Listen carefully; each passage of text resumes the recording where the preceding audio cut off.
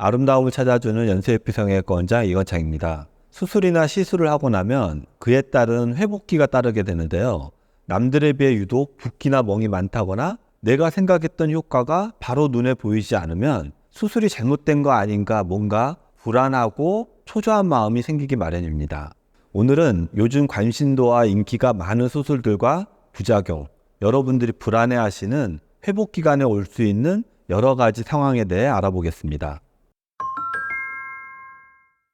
귀족 수술의 대표적인 부작용으로는 보형물의 이동과 원숭이상, 뼈 침식 등이 있습니다. 입 주변은 많은 표정근과 입술 근육이 있고 움직임이 많기 때문에 보형물이 들어갈 공간만을 박리해 제대로 넣지 않으면 근육의 움직임에 따라 보형물이 이동할 수 있는데요. 보형물이 이동하게 되면 안면 비대칭이나 팔자주름이 오히려 도드라져 보이거나 원숭이상, 들린 코로 보일 수 있습니다. 뼈 침식은 보형물의 지속적이고 강한 압박으로 인해 뼈 표면이 흡수되어 침식되는 현상인데요. 뼈 침식의 원인으로는 뼈의 굴곡에 맞지 않는 보형물을 사용하거나 보형물의 과다한 두께나 경도, 그로 인해 생기는 압력입니다. 이로 인한 부작용을 막기 위해서는 환자의 뼈의 굴곡과 꺼짐에 알맞은 모양과 두께의 보형물을 제대로 된 공간에 넣어주는 것이 중요한데요. 저희 병원에서는 입안 절개를 통해 보형물의 공간만을 정확히 박리한 뒤 뼈의 윤곽을 육안으로 직접 확인하고 개인의 뼈의 굴곡에 맞춰 조각하여 넣기 때문에 보형물이 움직일 가능성이나 뼈 침식의 우려가 없습니다. 수술 후 초반에는 인중 쪽의 붓기로 인해 코가 들려 보이거나 원숭이상으로 보일 수 있는데요. 이는 일시적인 붓기와 흉살로 인한 현상이고 회복 단계를 거쳐 차츰 보형물이 자리 잡혀가며 완화되게 됩니다. 수술 전 자세한 상담을 통해 제대로 된 수술을 진행한다면 그런 부작용의 여부는 걱정하지 않으셔도 됩니다. 그리고 또 하나 중요한 것은 의사의 의견을 뒤로 한 채 팔자주름이 깊은 것 같다고 무리한 높이의 보형물을 요구하거나 티가 나지 않았으면 좋겠다고 무턱대고 낮은 보형물을 요구하시면 안 됩니다. 성형수술은 자기의 만족도를 위한 수술이기 때문에 전문적인 소견이 다르더라도 환자가 계속적으로 요구한다면 의사들도 어느 정도 환자의 요구를 반영하여 수술하게 될 수밖에 없고, 그러다 보면 수술 결과가 만족스럽지 않게 나올 수 있습니다. 전문의의 입장에서 환자의 니드를 반영해 그의 적절한 보형물을 판단해 넣는 것이 제일 만족도도 높고 이상적인 결과가 나올 수 있습니다.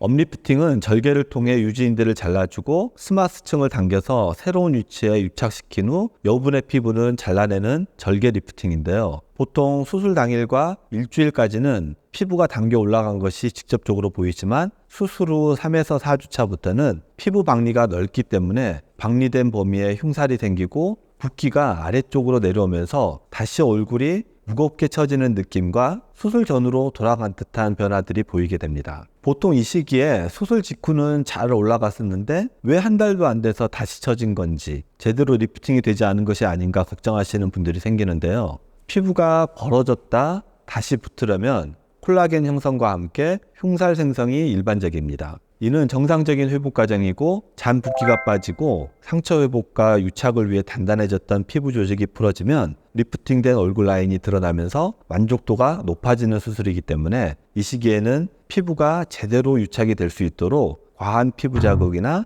마사지는 피하고 절개선이 깨끗이 아물 수 있도록 병원의 안내에 따라 관리해 주시면 회복 기간이 지났을 때에는 만족스럽고 예쁜 V라인을 얻으실 수 있습니다.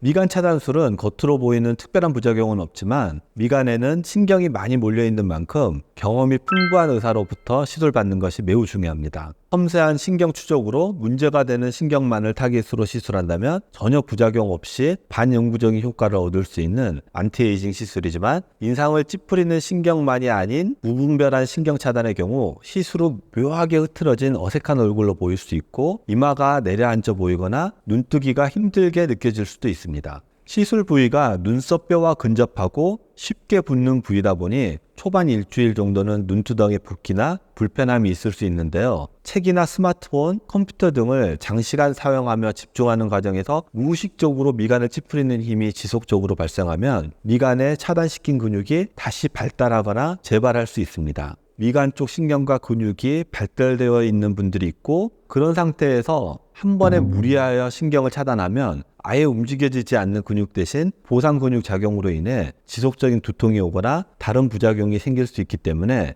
2차, 3차로 나눠서 시술하는 경우가 있습니다. 문제가 되는 근육과 신경만을 타겟으로 인상 찌푸리는 근육의 쓰임을 줄여주며 점차 습관이 완화되면 추후에는 시술 없이도 반영구적인 효과를 얻을 수 있기 때문에 저희 병원에서는 10년 보증제로 얼굴의 변형이나 부작용 없이 자연스럽게 미간 주름이 완화되게끔 케어해드리고 있습니다. 모두가 더 아름다워지길 원하고 내가 원하는 모습으로 변화될 것에 기대하며 수술을 하게 됩니다. 의사는 환자에게 자세하고 꼼꼼한 상담을 통해 예측 가능한 모습을 알려주고 최선을 다해 정확하게 수술을 진행해야 할 것이고, 환자는 현재의 불완전한 모습에 너무 조급해하지 말고 의사를 믿고 회복 기간을 잘 보내야 서로가 만족하고 완벽한 수술 결과를 만들어 나갈 수 있습니다. 오늘도 시청해 주셔서 감사합니다. 다음에 더 도움이 되는 정보로 찾아뵙겠습니다.